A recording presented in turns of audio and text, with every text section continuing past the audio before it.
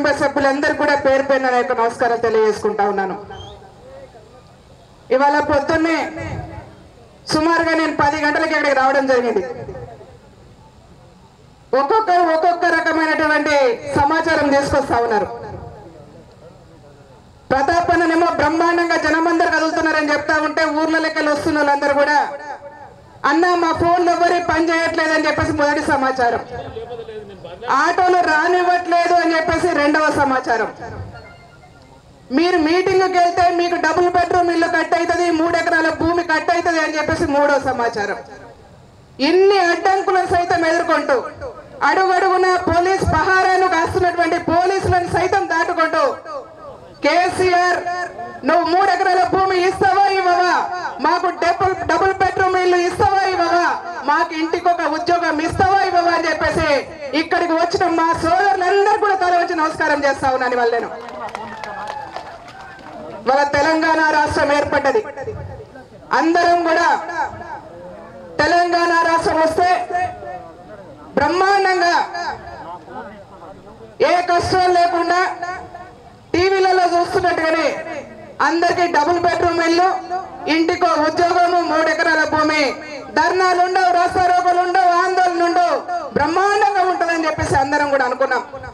కానీ వాళ్ళ పొద్దున లేస్తే ఎక్కడ చూసినా గత 30 నెలల కాలంలో కేసీఆర్ గారి పరిపాలన మీద అడుగడుగున ఆందోళన చేస్తూ అయ్యా ఈ తెలంగాణ రాష్ట్రంలో మా గతి ఏందో దొరగారు చెప్పడని చెప్పేసి నిత్యం ఆందోళన చేస్తున్నటువంటి పరిస్థితి వల్ల ఈ రాష్ట్రంలో కనిపిస్తా ఉన్నది. ఒక్క మాట చెప్పాలంటే భూమి లేవు, ఇండ్లు లేవు, ఉద్యోగాలు లేవు, చివరికి దవాఖానలకు పోతే కూడా హాస్పిటల్లో బతుకుతామా సస్తమా తెలియనటువంటి పరిస్థితి వల్ల మనకు కనిపిస్తా ఉన్నది. ఒక్క సమస్య కాదు, అనేక సమస్యలు ఉన్నాయి. తెలంగాణ రాష్ట్రంలో మనమందరం కూడా బోనాలు ఎత్తినం, డప్పులు కొట్టాం, తెలంగాణ రాష్ట్రం కావాలని చెప్పేసి యువకులందరూ కూడా ఆత్మ బలిదానాలు చేసి తెలంగాణ రాష్ట్రాన్ని తీసుకొస్తే ఆ తెలంగాణ యొక్క త్యాగాల పునాదుల మీద ఇవాళ భవనాలు కట్టుకొని నివసిస్తున్నటువంటి కేసీఆర్ ఖబర్దార్ అని చెప్పేసి వాళ్ళ గజ్వేల్ నియోజకవర్గ ప్రజలు చెప్పాల్సిన అవసరం కూడా ఉందని చెప్పేసి సందర్భంగా మనవి చేస్తా ఉన్నాను. ఇవాళ పరిస్థితి ఎట్లా ఉందంటే గతంలో కమ్యూనిస్టు పార్టీ నుంచి చెప్పేవాళ్ళం జీనా హైతో మర్నా సీకో కదం కదం పల్ లడ్నా సీకో, కానీ వాళ్ళ తెలంగాణ రాష్ట్రంలో బతకాలంటే కేసీఆర్ గారి మీద నిత్యం అనుక్షణం ఇవాళ ఉద్యమం చేయాల్సిన అవసరం కూడా ఉందని చెప్పేసి ఈ సందర్భంగా నేను మనవి చేస్తా ఉన్నాను. ఇవాళ చూస్తా ఉన్నాం, చాలా బాధ అనిపిస్తా ఉన్నది. ఒక్కొక్కరికి ఒక్కొక్క రకంగా మాటలు చెప్తా ఉన్నారు. ఇందాక పెద్దలందరూ కూడా చెప్పారు, నర్సిరెడ్డి చెప్పారు, సతీష్ చెప్పారు, సీతక్క గారు చెప్పినారు. చాలా విషయాలు ఇవాళ కేసీఆర్ గారు నిత్య అబద్ధాలు ఆడుతూ 30 నెలలుగా పిట్టల ద్వారా మాటలు చెప్తూ తెలంగాణ రాష్ట్ర ప్రజల్ని అడుగడుగున అవమానపరుస్తూ ఈ దొర యొక్క అహంకారంతో ఇవాళ తెలంగాణ రాష్ట్ర పరిపాలన కొనసాగుతా ఉంది. ఏందయ్యా, దళితులు లేరా ఈ రాష్ట్రంలో, మహిళలు లేరా ఈ రాష్ట్రంలో, తెలంగాణ ఉద్యమంలో మేము భాగస్వామ్యం కాలేదా, తెలంగాణ ఉద్యమంలో మేము బోనాలు చేయలేదా, తెలంగాణ ఉద్యమంలో మేము బతుకమ్మలు ఎత్తలేదా, తెలంగాణ ఉద్యమంలో అడుగడుగున రాష్ట్రాలు చేసి ఆడవాళ్ళని సైతం జైలులకు వెళ్ళినటువంటి సందర్భం ఉంది.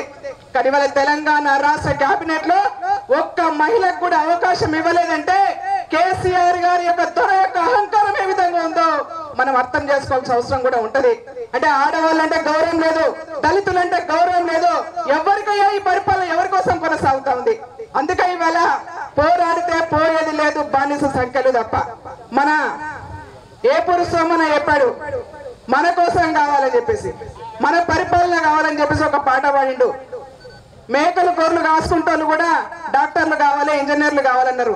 కరెక్టే, బడుగు బలహీన వర్గాల రాజ్యం రావాలి, మన రాజ్యం రావాలి.